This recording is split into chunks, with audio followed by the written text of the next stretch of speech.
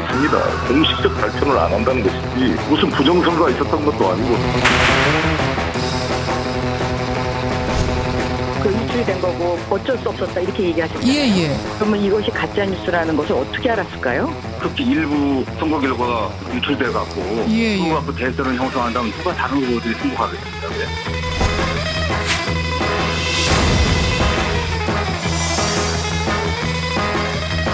어깨 넘어서 본 자료 정도의 의미? 이게 전혀 신뢰할 수 없는 자료다.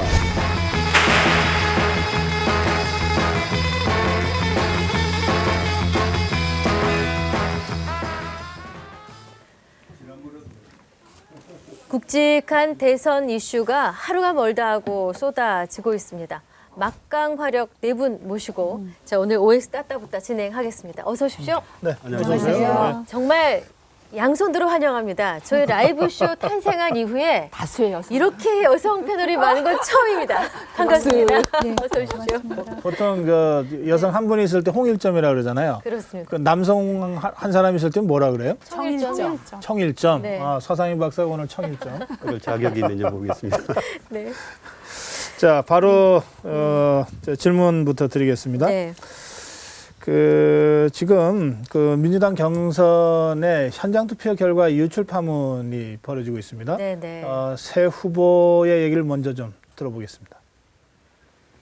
참관인들이 있기 때문에 그 결과가 조금씩은 유출되지 않을 수가 없다고 생각합니다. 그때그때 개표 결과를 발표해서 유출이 아니라 당당하게 경선의 과정들을 국민들에게 제대로 보여주고 흥미진진하게 만드는 그런 것이 필요하지 않았나. 각 후보 캠프들이 같이 모여서 적절한 대응책을 논의해 주시길 바랍니다. 선거관리위원회에서 선거 그 과정을 공정하게 잘 이끌어 주시길 바랍니다. 이 경선을 뭐 보이콧하거나 뭐 그럴 사안은 아니라고 생각됩니다. 다만 경선에 참여하고 있는 주자의 한 사람으로서 또 한 팀으로서 당이 좀 신중하지 못하고 좀 편향적 요소가 있지 않느냐라는 생각을 하게 하는 사건이기 때문에. 네, 뭐 후보들마다 약간씩 입장이 다른데 문재인 후보는 참관인들이 있어서 유출은 어느 정도 불가피하다 이렇게 얘기했습니다. 문재인 후보의 발언에 동의하시는지 여쭤보겠습니다. 동의하시면 O를 들어주시고 동의할 수 없다 X를 들어주세요. 두 분 X 드셨고 X 드셨습니다. 그런데 동의한다 O를 드셨군요. 네. 예, 서상희 박사 동의할 수 없다부터 듣겠습니다. 그 유출이 안 되고 죄송한데 시간은 30초 시간 지금부터 돌리겠습니다. 네, 알겠습니다. 유출이 안 되게 하는 것이 선거 관리의 핵심 아니겠습니까? 그런데 이미 유출이 돼서 그게 선거에 직접적인 영향을 미치고 있는데 어쩔 수 없다 이렇게 말씀하시는 것은 무책임하다 이렇게 보여집니다. 그래서 동의할 수 없다. 네. 예, 동의한다. 그러니까 유출된 게 잘 됐다는 뜻이 아니고요. 이게 개표 참관인의 각 캠프별 대리인들이 나와 있었습니다. 그래서 개표 결과를 캠프별 참관인들이 알게 되니까 그분들이 캠프로 뭐 보고를 하지 않을까. 예, 이런 우려가 애초에 있었습니다. 그래서 유출된 아무리 보안을 지키려고 그래도 각 캠프별로 보고가 되기 때문에 그중에 일부가 유출되는 거는 저는 불가피했다고 생각합니다. 예, 정현지 교수. 사실 뭐 선거가 스포츠는 아닙니다만 굳이 빗대어서 좀 얘기를 해보면 축구 경기를 하다가 룰대로 이루어지지 않았어요. 반칙이 이루어졌단 말이죠. 근데 반칙을 한 선수나 또 뭐 그런 쪽에 대해서 사실은 뭐 다 이유가 있겠죠. 그죠? 그리고 불가피하다고 볼 수도 있는 상황이 될 거고요. 누구도 그거에 대해서 존중하지 않습니다. 그건 룰대로 하는 것이고요. 그 룰이 깨졌다라고 하면 거기에 대한 어떤 당 차원에서의 엄중한 관리 그리고 책임 소재에 대한 어떤 조사, 진상조사 이런 것들을 오히려 문재인 후보가 요구해야 되는 것이 아니냐. 그것이 불가피했다라고 얘기하는 것이 아니라. 거기까지 듣겠습니다. 자, 문정님은. 예. 결과적으로 유출은 불가피했다 하더라도 사실은 얼마든지 방지책이 있었다고 생각을 합니다. 그 250개 투표소에 4분씩 해서 1000분이나 관여를 했으면 사전에 방지를 위해서 서약서를 하든지 처벌 규정을 하든지 해서 방지책이 있었어야만 하는데 유출 가능성이 있는데도 불구하고 이런 결과를 한 것에 대한 변명이나 설득력이 있는 답변은 아니라고 생각합니다. 네. 이건 더 토론 안 해요? 왜냐하면 성관이 저기- 책임이라서. 그러니까 반론이 네. 이렇게 반론 기회 드릴게요. 30초 룰로 하겠습니다. 예, 왜냐하면 이건 중앙당 선관위 몫입니다. 그리고 그 선관위에서 엄중하게 조사를 해서 어느 캠프에서 유출을 했는지 밝혀주시기를 저는 간절히 바랍니다. 이번에 밝히지를 않으면 또 이게 유령이 됩니다. 저도 반론을 좀 하려고. 예, 그러세요. 맞습니다. 이게 선관위 책임이기 때문에 당 선관위원장이 나와서 엄정조사하겠다라고 선언하는 그런 멘트들이 나와야 되는데 선관위원장의 얘기보다 왜 그 후보 중에 한 분이 나와서 이것이 불가피했다라고 얘기를 하는 것이 이게 또 괜찮은 일인지 그거에 대한 의문이 있는 전 거예요. 후보가 다 얘기를 됐습니다. 했습니다. 알겠습니다.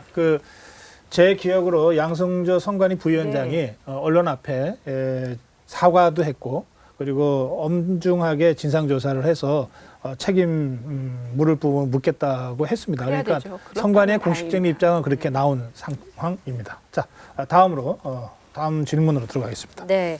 유출 사태가 조직적이라는 그래요. 조금 전에 얘기 드셨죠? 이재명 후보의 주장이 있었습니다. 네. 유출 사태가 네. 이게 조직적으로 그러니까 정성호 의원입니다. 네, 지금 이재명 캠프의 선대본부장이죠. 자연스럽게 유출됐다고 보기는 불가능하고 이거는 조직적으로 이게 의지력으로 노력하지 않고 어떻게 그걸 결과를 취합할 수 있겠습니까? 라는 네. 발언입니다.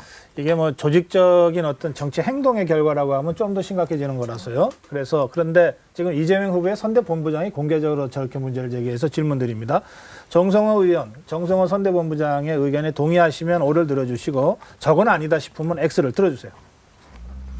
자, X를 두 분이 드셨고 O를 두 분이 드셨습니다. 서 박사, 이게 정성호 의원의 의견에 동의한다는 거죠? 네, 그렇습니다. 내부에 어떻게 이 문제가 진행되고 있는지 잘 모르겠으나 손해 보고 있는 측, 즉 피해를 보고 있는 측에서 저런 정황을 잡고 조직적으로 움직였다라고 주장을 한다 그러면 충분히 그 가능성을 염두에 두고 이 문제를 풀어가야 될 것이다. 이걸 유야무야 해서 넘어갈 일은 절대 아니다. 이렇게 보이지고요. 그렇군요. 글쎄, 저는 사실 조직적이라고는 보지는 않습니다. 저게 이제 어느 정당에도 일어날 수 있는 일이거든요. 아까 제가 그 사전에 어떤 진상조사의 필요성을 강조했던 거는 지금 국민의당도 그 이른바 완전 국민 경선제를 하지 않습니까? 현장 투표를 하기 때문에 어느 정당이나 일어날 수 있는 일인데 특히나 요즘에 SNS가 발달한 거 아니겠어요? 그러니까 보면 바로 퍼날릴 수가 있는 거거든요. 굳이 말하지 않더라도. 그래서 아마 그 참관인들 스스로가 그 자리에서 본대로 아마 지인들한테 이렇게 퍼날랐을 가능성이 있고 그게 이제 SNS상에서 유통되었을 가능성이 있다. 어쩌다 보니까 저렇게 확산된 거다. 의도가 있다. 의도적인 것과 조직적인 거는 좀 차이가 있을 수는 있다고 생각하는데요. 조직적일 수는 있다고 생각을 합니다. 그 참관인들이 개표 결과를 볼 수는 있는데 그 어느 정도의 상세성을 띠고 있는지는 모르지만 엑셀로 표로 그 결과가 유출이 됐다면 어떤 조직적인 힘이 있지 않고서는 사실 쉬운 일은 아니라서 그런 부분에 대해서는 반드시 조사와 검토가 필요하다 이렇게 생각하고 있습니다. 그렇지 않다. 예, 저는 그 지읒일보에서 난 표를 봤어요. 그런데 제 지역구인 남양주가 빠졌더라고요. 쭉 나와 있는데. 그래서 이게 제대로 통계를 내려면 모든 지역을 다 했을 텐데 왜 이렇게 됐을까? 그래서 역시 이게 조직적이라고 보긴 어렵다. 만약에 조직적으로 했다면 너무 무능한 것이죠. 그래서 우연적으로 흘러나갔다고 생각하고 잠시 전에 이게 뭐 이재명 후보가 손해보는 쪽이라고 했는데 그건 절대 아닙니다, 지금. 아니, 그렇기 때문에. 네, 여기까지요. 시간이 다 됐습니다. 서장인 박사. 어떤 언론 보도에 따르면 당협위원장 카톡방에 당협위원별로 그 표들이 쭉쭉 올라오고 있다는 거 아니겠습니까? 그래서 당협위원장끼리 이게 바람직하냐, 그렇지 않냐라고 그 카톡방에서 논의가 됐다는 겁니다. 그래서 그 지역구별로 그것들이 체계적으로 또 누구의 지시를 받아서 계속 자료를 올리고 있다라고 하는 정황들이 드러났고 거기에 대해서 방금 이재명 후보 측에서 주장하고 있는 겁니다.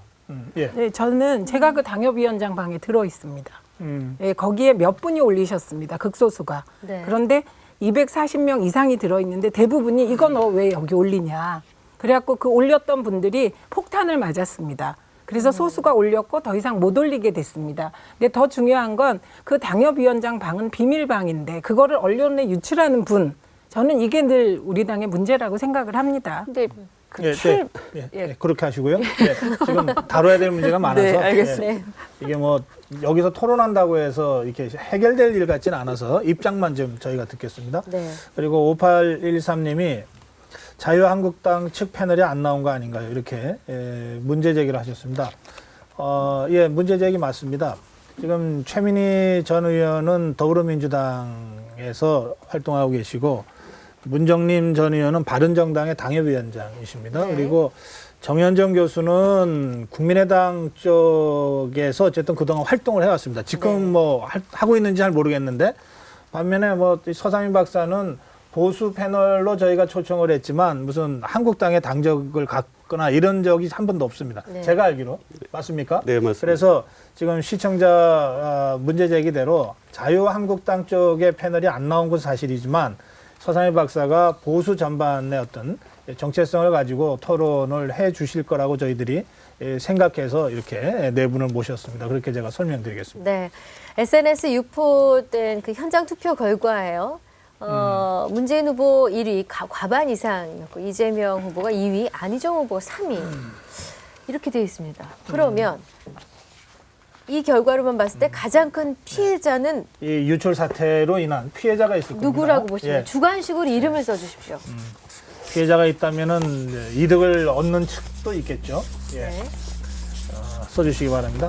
여기 최선 후보가 나왔고요, 안희정 후보가 나왔고, 그다음에 문 의원님 글자 좀 크게 써주십시오. 단기적으로는 안희정, 장기적으로는 문재인 이렇게 네. 쓰였습니다. 먼저 설명드릴게요. 네.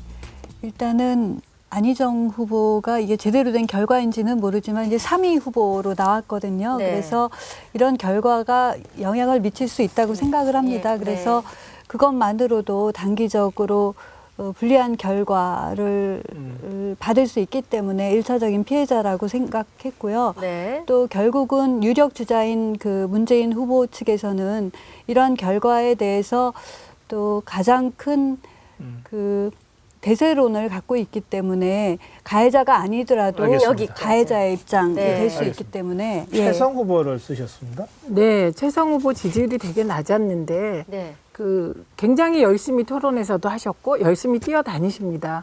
그래서 혹시 최성 후보가 10%를 넘을까 넘지 않을까가 당내 관전 포인트였는데 네. 이번에 보니까 뭐 최성 후보가 굉장히 표가 안 나와서 저는 약진하고 있는 최성 후보가 가장 큰 피해라고 생각하고요. 네. 저는 후보 모두가 피해고 민주당이 가장 큰 피해자라고 생각이 듭니다. 네. 알겠습니다. 그리고 두 분이 안희정 후보를 지목하셨어요. 제일 큰 피해자로. 네. 글쎄요, 제가 민주당 경선 방식에 대해서 좀 관심이 없어서 잘 모른다는 것을 전제로 국민의당 경우에는 이제 순차적으로 표를 개표를 하잖아요. 그러니까 예를 들어서 광주 전남을 투표하고 그다음에 이제 결과를 그날 공개하고 다른 지역으로 순회를 하거든요. 민주당 네. 비슷한 방식인가요? 아니면 한꺼번에 다 하고 한꺼번에 다 개표를 하나요? 답해요? 네, 답해 주세요. 네, 알고 말씀을 드려야 될것 저희가 같아서. 먼저 룰을 잡았고요. 권역별로 순회 투표할 때 투표소 바로바로? 투표한 거를 권역별로 깝니다. 그거는 같은 거네요. 근데 똑같은 겁니다. 그렇다면은 제가 왜 안희정을 썼냐라고 하면 한 지역에서 이루어진 투표 결과가 다른 지역의 투표 결과에 영향을 준다는 거거든요. 예를 들어서 지금 안희정 굉장히 치고 올라가고 전망성 있다. 뭐 예를 들면 전망 투표의 어떤 대상이 되는데 한참 먼저 넘겼어요. 마무리해 주세요. 시계가 없는 관계로 아니 그러니까 그 중간에 끊을 결과가 수는 계속 순차적으로 그래서 발표되면 피해가 제일 클 겁니다. 네. 서상민 박사. 여론조사 결과는 2위를 달리고 있었는데 결국 까보니까 이게 현장 투표에서는 3위다. 그러면 제일 타격을 받을 수밖에 없는 게 안희정 후보라고 봅니다. 그래서 이건 뭐 기선 제압 차원도 있고 하는 것이 있기 때문에 누군가 조직적인 의도적으로 안희정 후보를 죽이려고 하는 거 아니냐라는 의구심을 갖게 만드는 겁니다. 알겠습니다. 익선 앵커. 네. 지금 시청자들 함께 해주고 계신데 네. 대체로 누가 제일 손해 본다고 생각들 하시는지요? 일단 여기에 나온 결과로는 안희정 후보가 제일 많습니다. 제일 많고 최성 후보도 있기는 합니다만 빈도로 최성? 볼 때 안희정 후보가 가장 많습니다. 네. 최성 후보 무시하시나? 전혀 아닙니다. 최성 후보 인지도 굉장히 많이 올라갔던데요. 이번 토론에서 네, 토론에서 예. 상당히 올라가서 개인적으로는 참 좋은 기회였던 것 같아요. 1367님이 최민희 전 의원한테 너무 많이 반박 기회를 주는 것 같습니다. 이렇게. 이 문제도 저희가 꼭 설명드리겠습니다. 이렇게 골고루 기회를 드립니다. 그런데 토론하다 보면 이렇게 그 쟁점을 가지고 논쟁이 붙을 때가 있습니다. 예, 그럴 때는 그 논쟁이 붙는 두 분한테 한 번 더 기회를 더 드리도록 저희가 하고 있고요. 네. 또 이렇게 OX 들 때 3대 1일 경우가 있지 않습니까? 네. 그럴 경우에는 1에 해당되는 이 소수 의견에 해당되는 분한테 시간이 허용하는 한 한 번 더 기회를 드리는 걸 저희들이 그냥 진행 규칙으로 저희들끼리 생각하고 있습니다. 네. 그러다 보니까 여러분들 보시기에 최민희 전 의원이 다소 좀 발언 기회를 많이 갖는 것처럼 생각하실 수도 있겠습니다. 예. 네. 그런 점을 좀 이해해 주시면 좋겠습니다. 예. 네. 자, 주제를 또 살짝 바꿔봅니다. 이 네. 문재인 안희정 후보 간의 신경전이 이 캠프 대리전 양상으로 번지고 있습니다. 양 캠프의 이 대표 선수격 의원들의 발언이 있습니다. 질문 듣고 오겠습니다. 아마 안희정 그 후보께서 이 여의도 정치를 안 해봐서 처음 이런 것을 아마 겪었을 것 같아요. 너무 주관적으로 예민하게 반응하신 게 아닌가 생각을 합니다. 문재인 후보의 문장을 앞뒤를 다 보더라도 전두환의 표창을 받은 걸 잘하는 게 아니라 그 전두환 같은 사람한테까지 표창을 받을 정도로 내가 국방 의무에 충실했냐를 강조하는 단어법적 표현인데 5.18 때문에 그 아들이 죽은 그 광주 시민들 입장에서는 전두환이라는 세 글자만 들어도 치가 떨린다고 이야기하는데 그것도 더불어민주당의 대통령이 되겠다는 후보가 전두환 장군이라는 경어 호칭까지 써가면서 잠재의식의 저는 발로다라고 생각합니다. 예, 송영길 의원은 문재인 후보의 선거 그 총괄 단장입니까? 네, 네. 예, 선대 그리고 본부장. 선대 본부장. 그리고 박영선 의원은 안희정 후보의 멘토 단장 이렇게 돼 있습니다. 네. 뭐 사실은 선거전을 지휘하고 있는 두 사람이다 이렇게 볼 수 있습니다. 그리고 전혀 다른 주장을 하는 것을 저희들이 봤습니다. 두 사람 중에 상대적이겠습니다만 두 사람 중에 누구의 말에 좀 더 공감이 가시는지 이름을 써주십시오. 굳이 써야 되는 거죠? 반드시 답이 있어야 하는 거죠? 예, 그러니까 제가 상대적으로까지 제가 말씀드렸습니다. 100% 동의 안 하더라도 두 사람 중에 그래도 이 사람 얘기가 조금 더 공감이 간다.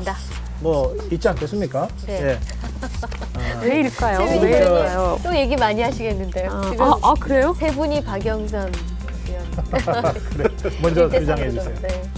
네. 전 박영선 의원 말이 틀렸습니다. 그리고 잠재의식의 발로라는 말 틀렸습니다.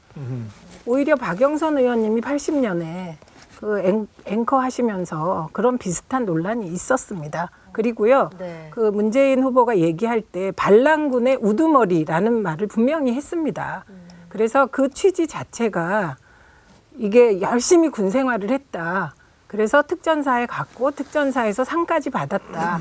그래서 내가 안보에도 열심히 하겠다는 취지였기 때문에 송영길 의원에게 한 표. 거기까지 듣겠습니다. 네. 박영선 의원이 80년대 무슨 말을 했는지 그건 중요하지 않고요. 여기서 중요한 건 문재인 후보가 왜 저런 얘기를 했냐는 겁니다. 그 방송을 보시면 알겠지만 저거 자랑하실 때 만면에 웃음을 띠고 자랑을 하셨습니다.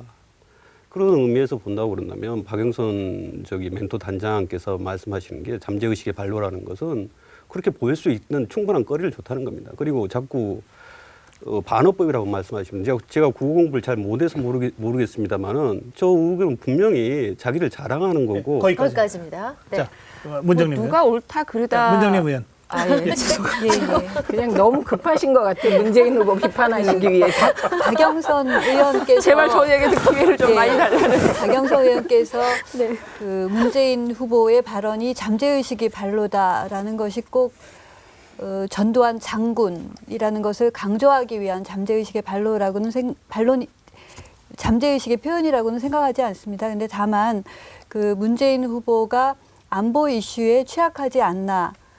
라는 그 세간의 인식을 불식시키기 위해서 너무 강조하다 보니 그런 발언이 나왔다고 생각을 합니다. 그래서 그런 여기까지입니다. 부분만큼은 네, 여기까지 듣겠습니다. 네. 자. 기회가 왔습니다. 맞습니다. 네. 예. 그렇죠. 저는 사실은 누가 옳다 그르다를 판단하기보다 사실 남의 집안 싸움이잖아요. 저 볼상사납다라는 생각이 좀 들고요. 다만 박영선 그 의원 얘기를 쓴 건 뭐냐면 이 선거를 위해서라는 거죠. 문재인 그 전 대표가 만약에 본선 후보로 간다라고 하더라도 민주당을 위해서 별로 좋은 발언은 아닌 것 같아요. 왜냐하면 호남에 있어서는 박영선 의원 말씀대로 전두환이라고 하면 상당한 알러지를 갖고 있거든요. 호남 분들. 그게 정서라는 거예요. 근데 그 부분을 건드렸다라고 하는 점에서 도움이 안 된다는 반론하겠습니다. 네. 그러니까 저는 왜 자꾸 이렇게 이게 실수라고 생각을 합니다. 저도 그 이름이 안 나왔으면 좋았을 거라고 생각을 합니다. 근데 이거를 그렇게 쟁점화시켜서 민주당에도 안 좋은 쪽으로 이끌어가는지 저는 그 의도가 더 의심스럽고요. 그리고 정치인은 모든 걸 정치적 의도로 합니다. 표 얻기 위해서. 그게 비난받을 일은 아니라고 생각을 합니다. 저도 한번 얘기해 주세요. 네. 시계 돌려주세요. 반론이라기보다는 그 문재인 후보의 호남에 대한 정서에 대한 인식이 제대로 서 있는가를 제가 여러 번 좀 문제 제기를 했던 적이 있습니다, 공개적으로. 그러니까 호남에 가서 사실은 많은 표를 구하고 지지해달라고 호소하지만 막상 호남이 어떤 것을 싫어하고 어떤 것에 알레르기 반응을 일으키는지에 대해서 충분히 학습이 되어 있고 알고 있다면 저는 조금은 조심했었을 것 같아요, 의식적으로. 네, 알겠습니다. 네, 여기까지 네. 하시고요. 네. 이런 의견이 있습니다. 5550님인데 한 분만 때리니 선전이 더 됩니다. 자, 다음으로 아주 가겠습니다. 수준 높은 관객평을, 관전평을 네. 지금 해주고 계십니다. 고맙습니다. 예, 한편 그 전두환 표창 논란에도 이 문재인 후보가 호남 지지율 1위를 차지했습니다. 관련 CG 화면이 있죠? 네. 예. 호남 지역 지지율입니다. 문재인 후보 44.8%, 안철수 19.5, 안희정 16.4. 최고치 경신한 그런 수치입니다. 44.8%가요. 네네. 네. 자, 그래서 질문 드립니다. 문재인 후보를 바라보는 호남의 민심은 뭘까? 세 글자입니다. 문 후보를 바라보는 호남의 민심은 무엇일까? 세 글자. 네, 샵 4560, 우물정 4560 시청자 여러분들도 참여해 주십시오. 떡입니까? 네. 떡 하나. 떡 하나. 전략적, 그다음에 기대주. 네. 그리고 집권해. 집권해. 네. 예. 비슷해요. 전략적 판단이라고 하는 거죠. 호남은 항상 될 사람 밀어주는 그런 어떤 성향을 갖고 있기 때문에 네. 국민의당이 지지부진하고 집권 가능성이 높은 후보와 정당에게 지지를 보내는 게 호남의 특성입니다. 네. 그래. 간단하시네요. 같은, 같은 뜻이라고 그랬는데. 그렇게만, 예, 그렇게 하면 볼게 아니에요. 최민희 의원. 네. 너무 급하세요. 아니, 자, 시간 가고 있습니다. 빨리 말씀하세요. 먼저 하세요. 네. 지금 저기 최민희 의원 시간이에요. 네. 예. 네. 저는 그 호남이나 광주에 대해서 지역 감정을 더 씌워서 정서적으로 자극하는 거 정치인들이 안 하시기 바랍니다. 저는 정말 호남 존경하고 존중합니다. 그래서 그 나라를 위해서 어느 게 나은가 전략적 사고의 결과다. 정권 교체를 누가 이룰 것인가 그런 사고의 결과라고 생각합니다. 예. 지금 미워도라는 세자 들어와 있습니다. 그리고 계륵임. 이 호남 분들이 문재인 후보를 계륵으로 생각한다 이런 뜻 같은데요. 자, 떡 하나. 예. 네, 떡 하나 더 준다는 말이 있지 않습니까? 아마 그런 심정일 겁니다. 호남 분들이 전략적으로 아무나 대통령 되면 좋겠다. 또 대사람한테 찍어준다. 이건 잘못 생각하고 있는 것 같습니다. 호남 사람들이 지지를 해주는 것은 훌륭한 대통령이 돼서 대한민국을 훌륭하게 만들어라. 그러면 내가 지지해준 사람에 대한 내 보상을 느낀다. 이런 생각일 겁니다. 그런데 문재인 후보 같이 호남에 대한 인식도 부족하고 대한민국을 미래를 창출할 만한 능력과 자질도 별로 없어 보임에도 불구하고. 여기까지 하겠습니다. 네. 너무 말이 심하세요. 예, 문정님. 네, 문정님. 예. 그 호남 지역민에게는 문재인 후보가 그 호남민의 정서를 반영해주는 기대주라고 생각합니다. 문재인 후보가 내세우는 정권 교체, 적폐청산 이런 부분들이 지금 두 대에 걸친 그 대통령 후보를 이제 바꿔보려는 그런 지역 민심과 맞아 떨어지기 때문에 기대주라고 생각할 거다 생각합니다. 예, 네. 시청자 문자 중에 네. 좀 소개해 주실까요? 1795님이 역선택? 이렇게 말씀하셨고, 그리고 또 여기? 2579님 어차피. 네. 거시기라고 있나? 무슨 뜻일까요?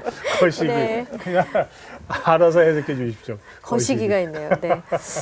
자, 알겠습니다. 자, 네. 내려주시고요. 예.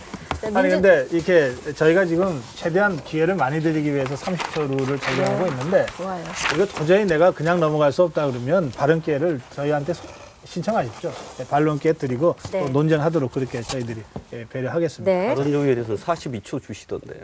예. 30초 너무 짧은 것 같습니다. 그냥 근데 30초 너무 말을 하시죠. 심하게 하시는 것 네. 같아요. 예, 30초로 하시죠. 예. 자, 민주당 후보 3명 외에 국민의당 안철수 후보도 호남의 지지를 받고 있습니다. 네.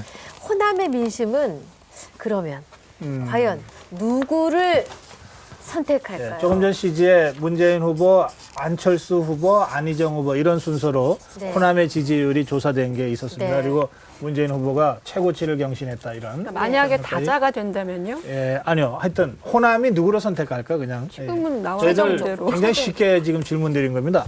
호남 민심은 누구를 선택할까? 안희정, 문재인. 예, 나왔습니다.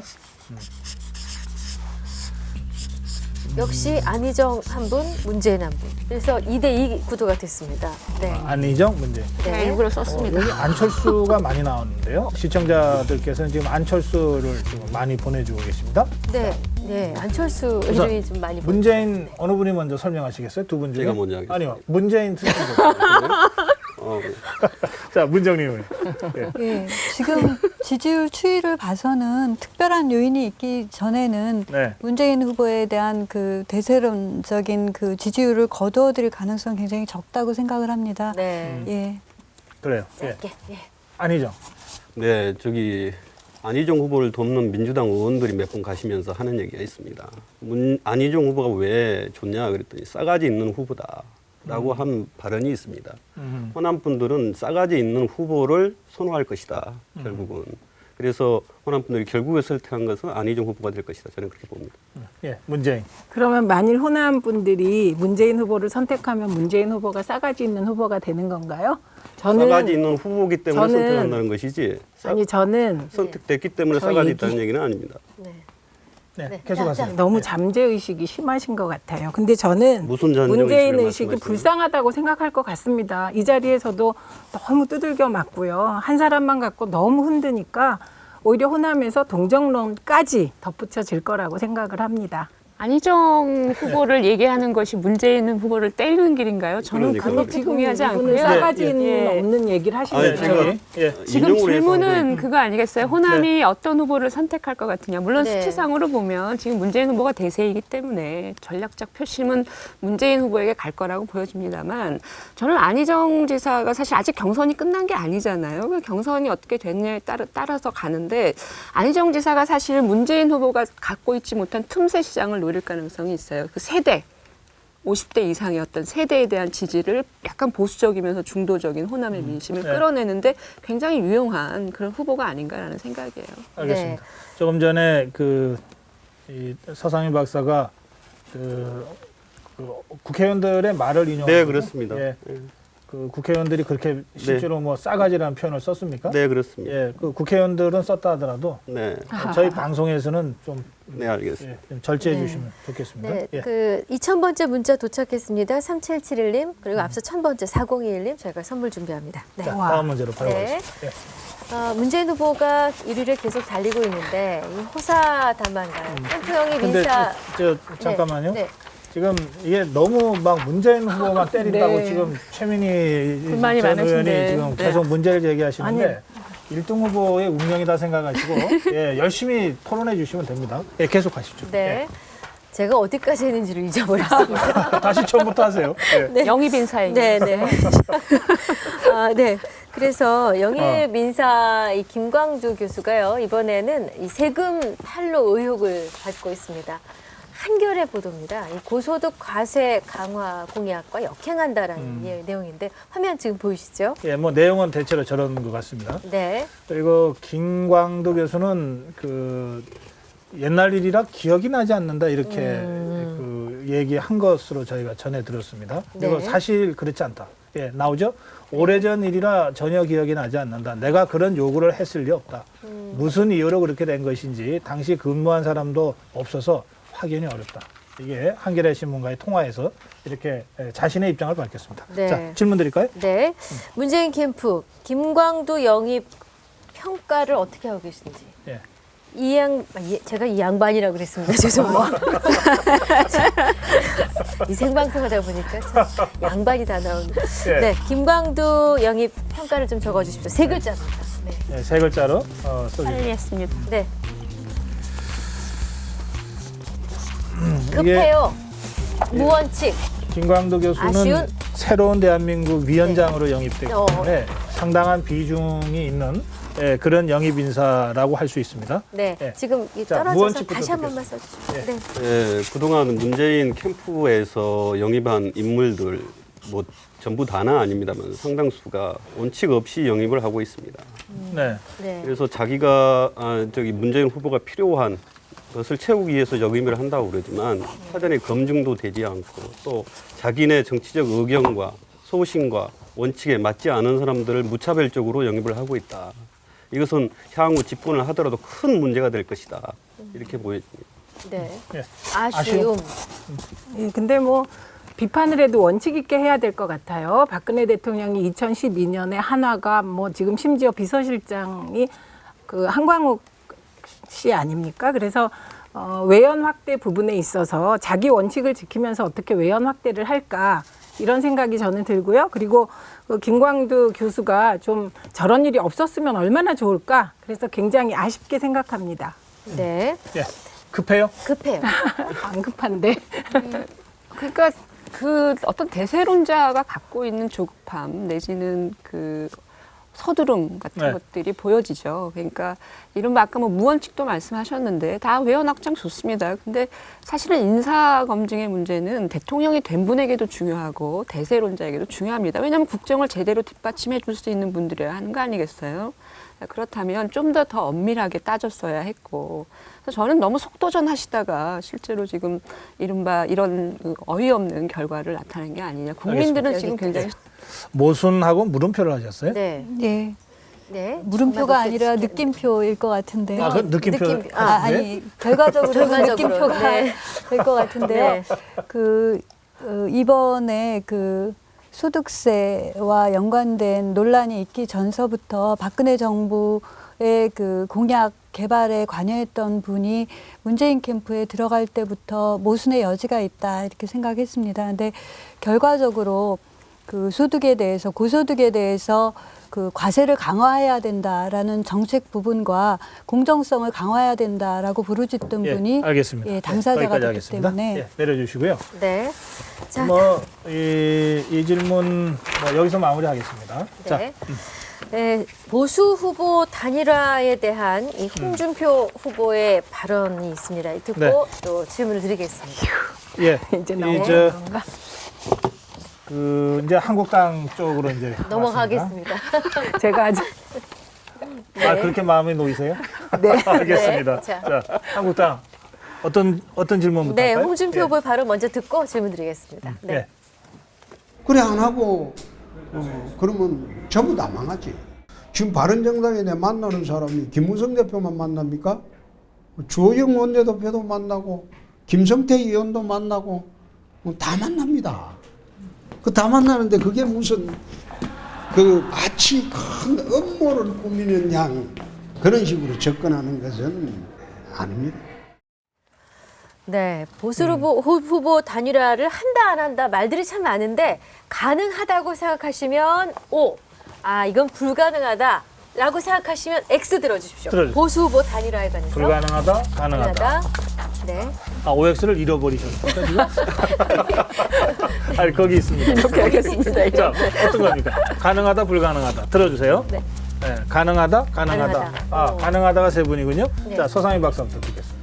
네, 이게 보면요. 비문 연대가 가능할 거라고 저는 판단을 하고 그 비문을 중심으로 해서 보수 연대가 이루어질 것이다. 그렇지 않으면 정권을 빼앗긴다고 하는 보수적인 생각을 가진 분들이 지탄을 받게 될 것이다. 그래서 전국에 가서는 언제가 될지 모르겠습니다. 4월 중순 이후가 될 것 같습니다만은 보수 후보의 단일화가 분명히 이루어질 것이다. 이렇게 보고 있습니다. 불가능하다. 예, 불가능하고 해서는 안 된다고 봅니다. 자유한국당이 어딥니까? 새누리당이거든요. 그리고 오늘의 박근혜 대통령 적폐에 정말 공범이라는 얘기까지 나올 정도의 세력인데 그래서 싫다고 뛰쳐나온 바른정당이 다시 자유한국당하고 합치고 거기에 국민의당 일부가 합치고 이게 정치 그렇게 하면 안 된다고 생각합니다. 네. 네. 문정님 의원.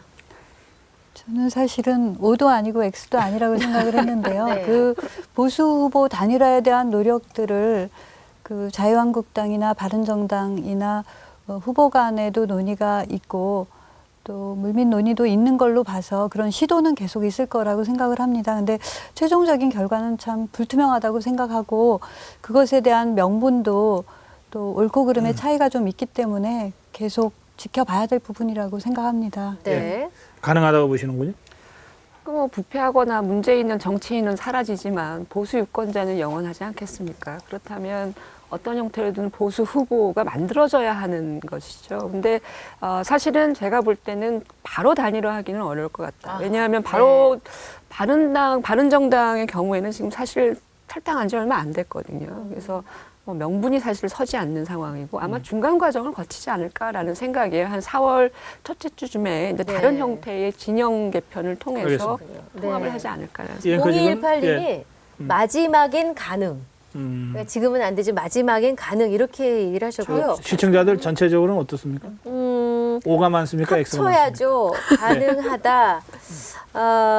안 돼도 만나서 의논해야죠. 이런 대체로 O가 많은 것 같습니다. 그런데 아까 최민희 의원이 안 될 거다 그리고 해도 안 된다 그러셨어요. 네. 해서는 안 된다. 네, 저는 그 이번 기회에 우리가 투표를 해보면 그 유권자 의식이 정확하게 국회 의석수로 이렇게 반영이 되질 않습니다. 그래서 저는 그 자유한국당과 바른정당과 민주당과 국민의당이 조금씩 스펙트럼이 달라서 우리는 사당으로서 이렇게 한번 정치를 해보고 연립 정치도 해보고 그렇게 가는 것이 정치가 진일보하는 거라고 생각을 합니다. 민주당의 야권 연대와 뭐가 다른지 30초 돌려주세요. 그러니까 예, 정현정 교수. 사실은 이제 민주당도 과거에 이제 정권 창출을 위해서 야권 연대를 요구해왔고요. 지난 총선까지도 사실은 그 요구가 굉장히 강했었죠. 야권 진영에서. 그런 차원에서 사실은 뭐 보수 후보 단일화가 못하라는 법이 어디 있겠습니까? 그러니까 그런 차원에서는 뭐 얘기할 필요는 없을 것 같고 다만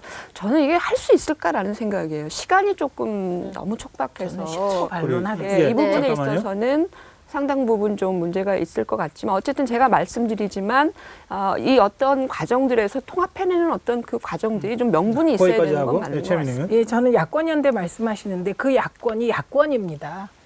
예, 정부를 잘못 운영해서 나라를 이렇게 혼란에 빠뜨린 세력이 아니기 때문에 지금 새누리당 이제 구새누리당이 내부 정리를 하나도 못했어요. 그리고 연대나 개헌을 통한 반문연대 같은 걸 해서 그런 문제되는 세력들이 부활을 꿈꾸는 것이거든요. 그래서 그 야권 연대 해왔던 것들과 이번에 보수 단일화는 분명히 구분되어야 한다고 생각을 합니다. 서상임 박사. 민주주의라는 게 말입니다. 권력에 대한 견제와 균형이 존재돼야 하는데 박근혜 적폐 공범이라고 그러면서 자유한국당에 대해서 후보를 낼 자격도 없는 것처럼 또 연대가 해소도 안 되는 것처럼 밀어붙이신다면은 정권을 잡은 후에 견제할 세력들을 아예 자르겠다는 거하고 뭐가 다르겠습니까? 문제는 핵심은 지금 친문 세력이 정권을 잡은 이후에 단일적으로 또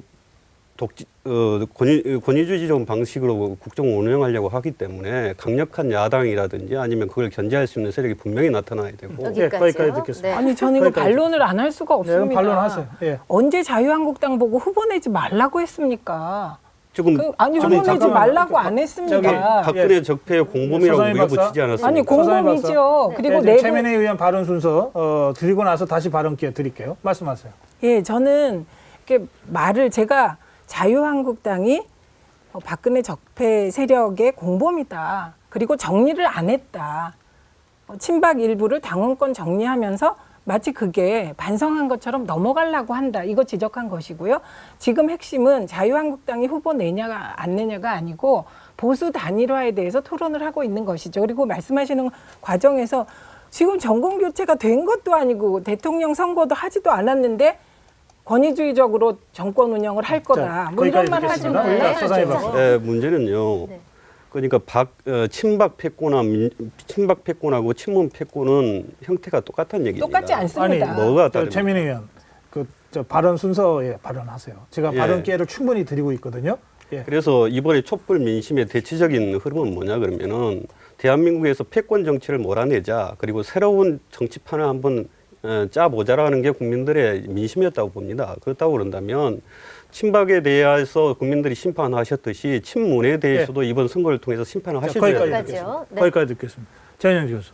무슨 얘기 하려는지 까먹었어요. 네. 됐습니다. 너무 오래 걸려요. 그래요. 문정인 의원. 예, 보수 후보 단일화 문제는 뭐 바른정당이나 자유한국당이 또 해야 될 얘기임에도 불구하고 또 나서서 얘기하기 어려운 부분이 있다고 생각합니다. 다만 그 정당 간의 통합은 사실 명분이 지금 뚜렷하지 않고요. 보수 후보 단일화 부분은 사실 각 당에서 바란다기보다는 그 보수 세력의 집권을 위해서 노력하는 모습을 바라는 국민이 있기 때문에 그 국민의 요구에 의해서 단일화 시도는 계속 있을 거다 생각을 합니다. 근데 자유한국당과 바른한국당의 통합 문제는 또 별개다. 거기까지. 생각이 났어요? 네, 간단하게 말씀드릴게요. 사실은 탄핵 찬성, 적폐라고 아까 말씀하신 박근혜 대통령의 탄핵을 찬성한 의원들이 자유한국당 내에 다수가 있었다라고 하는 점을 상기할 필요가 있고요. 사실은 같이 한 통속으로 묶었다라고 하면 탄핵에 찬성하는 일도 없었을 거라는 생각이 듭니다. 그리고 의회에서 함께 야권과 동조해서 탄핵을 결의한 그런 어떤 실적들이 있다라고 하는데, 물론 그조차도 보수가 어떤 방식으로든 자기 혁신의 비전이 있어야 하는 건 틀림이 없고요. 그래야 정치적 활로가 열리는 건 맞는 것 같습니다. 네. 자. 그냥 넘어갈게요. 네. 아니, 그냥 넘어갈게요. 네. 지금 저희가 한 10분 정도 남았거든요. 네. 다뤄야 될 주제가 몇 가지 더 있습니다. 네. 한편 바른정당의 가짜 보수 발언이 이 소송전으로까지 이어졌습니다. 관련 CG 화면이 준비되어 있는데요. 한번 살펴보고 가겠습니다.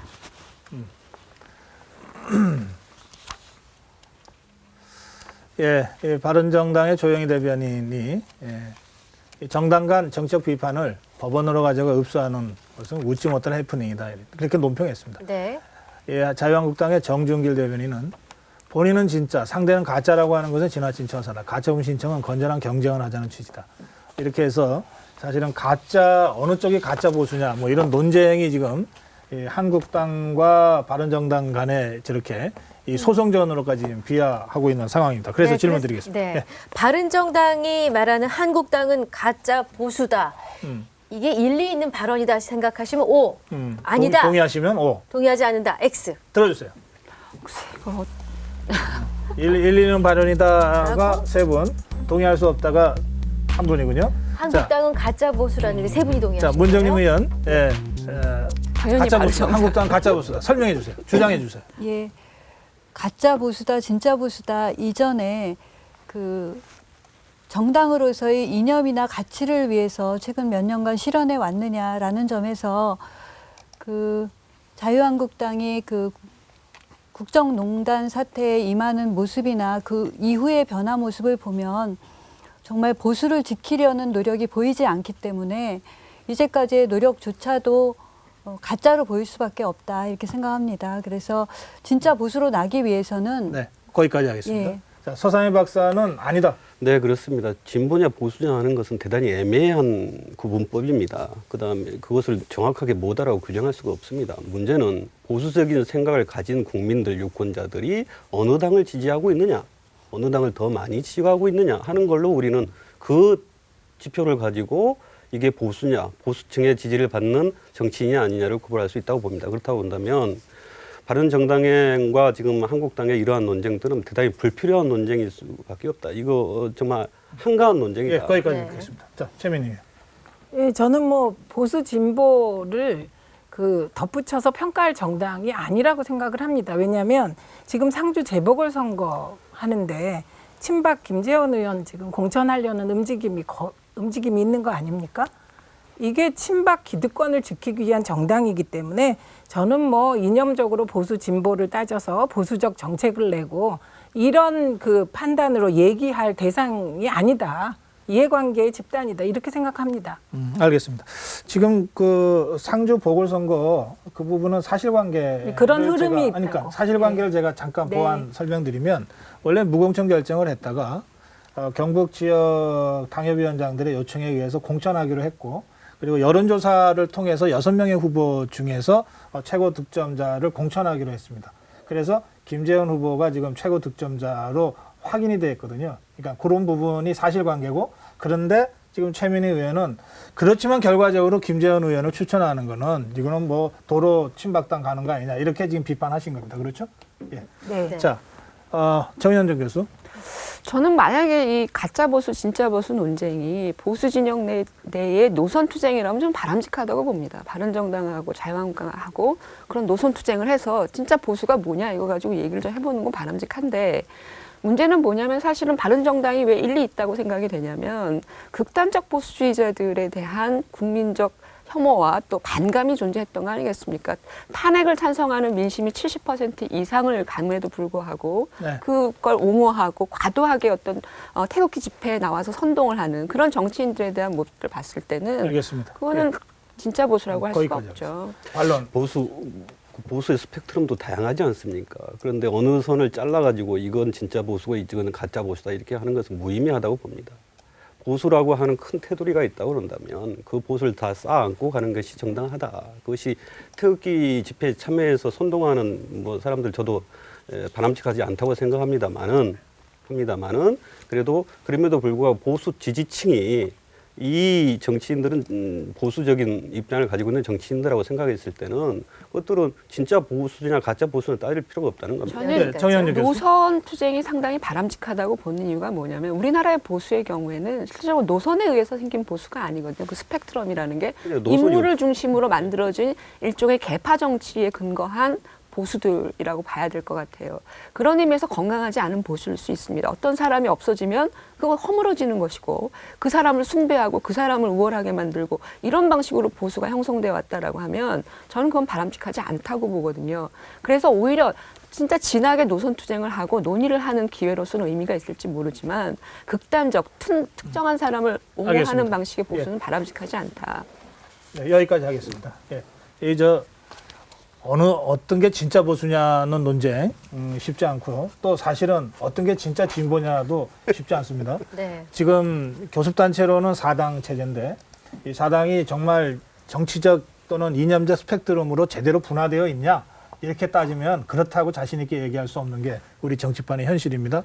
정의당까지 포함하면 조금 양상은 달라질 수 있겠습니다만 이제 그런 점에서 진짜 보수 논쟁 또는 진짜 진보 논쟁은 저는 해볼 만한 가치가 있는 논쟁이다 이렇게 생각하고요. 좀 진지하게 이런 논쟁들이 이 대선 과정을 통해서라도 좀 이루어졌으면 그런 바람을 제가 개인적으로 좀 피력하고 싶습니다. 네. 자, 다음 질문. 열띤 토론 끝에 3,000번째 문자 도착했습니다. 5015님 축하드립니다. 네.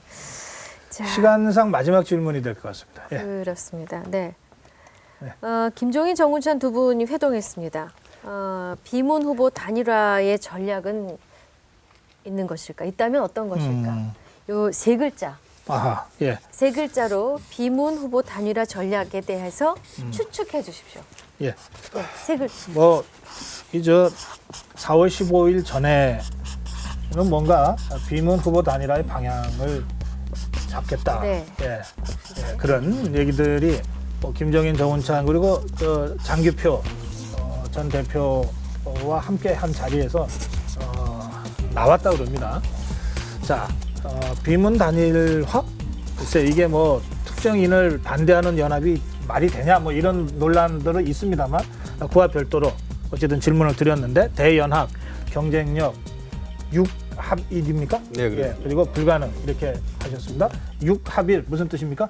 이게 비문 육자회담을 말씀드리는 겁니다.